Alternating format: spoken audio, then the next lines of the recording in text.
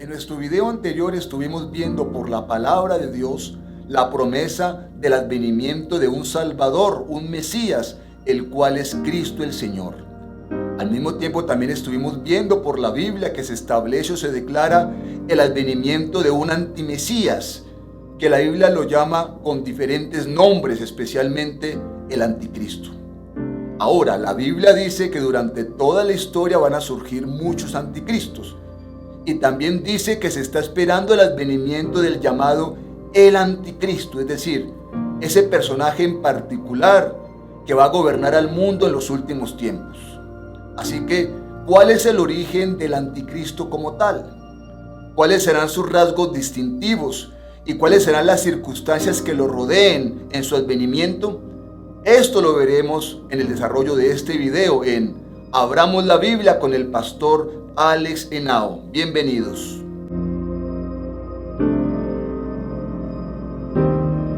Bendiciones en este día. Ante todo queremos agradecer a todas las personas que se han suscrito a nuestro canal, que han difundido los videos a través de sus redes sociales, y recordarles a todos aquellos que no lo han hecho que se suscriban y que activen la campana de notificaciones para que se enteren de cada uno de nuestros contenidos. Al mismo tiempo agradecemos a aquellos que han hecho sus comentarios y han recomendado diferentes temas. Queremos decirle que los tendremos en cuenta, que en el desarrollo de este proyecto estaremos abordando cada uno de sus propuestas y sus temáticas. Estuvimos hablando acerca de esos rumores que han suscitado acerca de cierto Mesías. Algunos se preguntarán, ¿será el anticristo que la Biblia enseña y tanto predice? Bueno, miremos la escritura, porque la palabra de Dios enseña que este personaje tendrá ciertas características muy distintivas. Lo primero que tenemos que hablar es de su origen. ¿De dónde vendrá el llamado anticristo o del hombre de pecado y el hijo de perdición? Tendríamos que aclarar que como el anticristo tratará de usurpar al Cristo verdadero, eso nos indica que tendrá que tener características similares a él. Y para eso tendríamos que remitirnos a uno de los grandes pactos que el Antiguo Testamento enseña con el pueblo de Israel.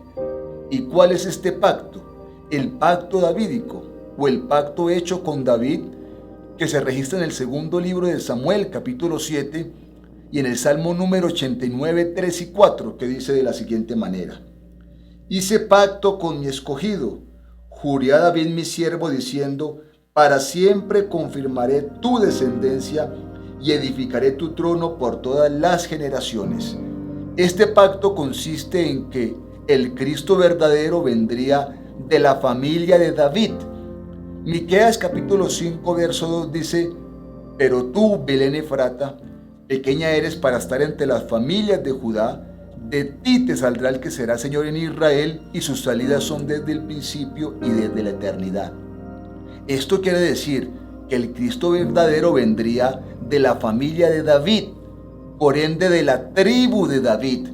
Por eso a Jesús lo llamaban el Hijo de David. Y el ángel se lo anunció a María al momento de su concepción. San Lucas capítulo 1 verso 30. Y concebirás en tu vientre y llamarás su nombre Jesús. Este será grande, será llamado Hijo del Altísimo, y el Señor Dios le dará el trono de David su padre. Por eso al Señor le preguntaron en San Mateo capítulo 22. Jesús le preguntó a los judíos, ¿de quién es hijo el Cristo? Y ellos contestaron, pues de David. Esto quiere decir que Cristo vino de la tribu de David, de la tribu de Judá. De esto podemos deducir que cuando el anticristo se manifieste, por supuesto tendrá que ser de la tribu de Judá, no de ninguna otra tribu, primero porque la Biblia no lo enseña y segundo porque eso tampoco tendría ningún sentido. Ahora, la Biblia también dice de una manera expresa que el anticristo va a venir de la tribu de Judá. Zacarías capítulo 8 verso 20 dice, así ha dicho Jehová de los ejércitos, aún vendrán pueblos y habitantes de muchas ciudades, y vendrán los habitantes de una ciudad a otra y dirán, vamos a implorar el favor de Jehová y a buscar a Jehová de los ejércitos, yo también iré. Está hablando de ese tiempo después de que la iglesia se vaya. Y mire lo que dice el verso 22. Y vendrán muchos pueblos y fuertes naciones a buscar a Jehová de los ejércitos en Jerusalén y a implorar el favor de Jehová. Y dice el verso 23, así ha dicho Jehová de los ejércitos, en aquellos días acontecerá que 10 hombres de las naciones de toda lengua tomarán del manto a un judío diciendo, iremos con vosotros porque hemos oído que Dios está con vosotros. Aquí habla precisamente de esas 10 naciones que hablaremos más adelante que van a acompañar ese gobierno del anticristo. Y nos dice claramente que esas naciones van a tomar del manto a un judío. Cuando aquí se habla de judío, ¿a qué se refiere? El término judío viene de Judá. Inicialmente, los judíos eran los que venían de la tribu de Judá. Lo que sucedió con el tiempo es que ese término trascendió. Y hoy en día todo lo que es Israel se le llama judío, pero inicialmente no era así. Así que aquí vemos claramente que primero el anticristo vendrá de la tribu de Judá. Cualquier supuesto anticristo que no venga de la tribu de Judá no es el anticristo que la Biblia enseña. En segundo lugar, hay otras características que la Biblia atribuye a este personaje, y es con la analogía que se hace con respecto al príncipe de Tiro, que está en el libro de Ezequiel capítulo 28, verso 2 en adelante, que dice así: Hijo mío, di al príncipe de Tiro, así ha dicho Jehová el Señor, por cuanto se enalteció tu corazón y dijiste, yo soy un Dios, en el trono de Dios estoy sentado en medio de los mares, siendo tú hombre y no Dios, y has puesto tu corazón como corazón de Dios. Está hablando precisamente del anticristo. Mire lo que dice el verso 3.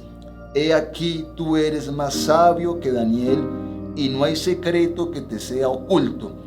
Esto es que la Biblia enseña de una manera expresa que el anticristo que estamos esperando es un personaje que contiene la sabiduría mayor que el hombre más sabio de todo el Antiguo Testamento.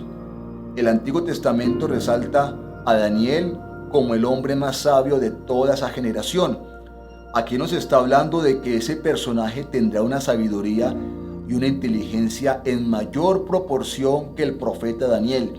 Y esto es muy lógico, porque realmente se necesitará una inteligencia demasiado alta para poder hacer todo lo que el anticristo va a hacer, para poder resolver el problema en el Medio Oriente, lo cual ningún gobernante ha podido hacer, y para poder nivelar el mundo entero a tal punto de ponerlo en equidad, en equilibrio, para poner a funcionar toda la economía de mercados, para eliminar la guerra, para eliminar el hambre y tantas cosas que el anticristo va a hacer durante su periodo. Entonces, para identificar este personaje tendremos que verlo con una inteligencia extraordinaria. Y el verso 4 también menciona algo muy importante. Dice, con tu sabiduría y con tu prudencia has acumulado riquezas y has adquirido oro y plata en tus tesoros. Con la grandeza de tu sabiduría en tus contrataciones has multiplicado tus riquezas y a causa de tus riquezas se ha enaltecido tu corazón. Aquí nos indica que como fruto de esa sabiduría, el anticristo va a ser un hombre inmensamente rico, por no decir el más rico de toda la tierra. Así que un supuesto anticristo o un supuesto antimesías que no tenga el poder adquisitivo que la Biblia enseña, nos indicaría de una manera directa que no es ese personaje. El hombre de pecado y el hijo de perdición, más conocido como el anticristo, será uno de los hombres más ricos del mundo, por no decir el más rico de todos. Y por último podríamos hablar de ese escenario que se va a presentar cuando el anticristo se manifieste. Y es lo que vemos precisamente en el libro de Apocalipsis capítulo 13, que es la manifestación plena del anticristo, que tiene como título Las dos bestias. El verso 1 dice, me paré sobre la arena del mar y vi subir del mar una bestia que tenía 7 cabezas y 10 cuernos, y en sus cuernos 10 diademas y sobre sus cabezas un nombre blasfemo. Aquí podemos resaltar que el gobierno del anticristo sube de las aguas, y todos sabemos que en el libro de Apocalipsis las aguas representan las naciones gentiles. Alguien podrá preguntarse, si en la primera característica dijimos que el anticristo sería un judío que venía del judaísmo, ¿cómo va a resaltar o a surgir de las naciones gentiles? Recordemos que hay una diferencia entre ser judío y entre ser israelita. Ser israelita es una nacionalidad y se refiere a aquellos que han nacido propiamente en Israel. Pero ser judío no tiene que ver con una nacionalidad, sino que es un linaje, sin importar dónde se ha nacido, que es lo que precisamente habla el apóstol Pablo a los romanos en el capítulo 9, verso 6, que dice: no que la palabra de Dios haya fallado, porque no todos los que descienden de Israel son israelitas, ni por ser descendientes de Abraham son todos hijos, sino en Isaac te será llamada descendencia. Esto quiere decir que el judío no es el que nace en Israel, sino el que viene del linaje de Isaac, sin importar dónde haya nacido. Pongamos un ejemplo. En la Segunda Guerra Mundial murieron más de 6 millones de judíos, de los cuales ninguno había nacido en Israel.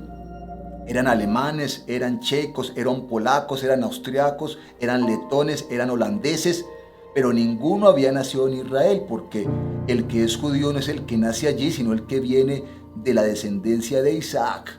Esto nos indica que el anticristo puede que no haya nacido en Israel, lo más probable es que no nazca allá, pero sí sea judío por su linaje.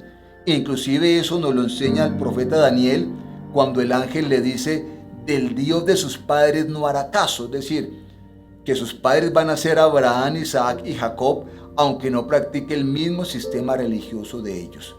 Y luego nos menciona en Apocalipsis 13, el texto que leímos, sobre 7 cabezas y sobre 10 cuernos, que es precisamente una visión que viene desde el profeta Daniel, donde le aclara, el ángel le dice de una manera clara y explícita que esas cabezas representan unos gobiernos que van a desembocar en un solo gobierno al final de los tiempos.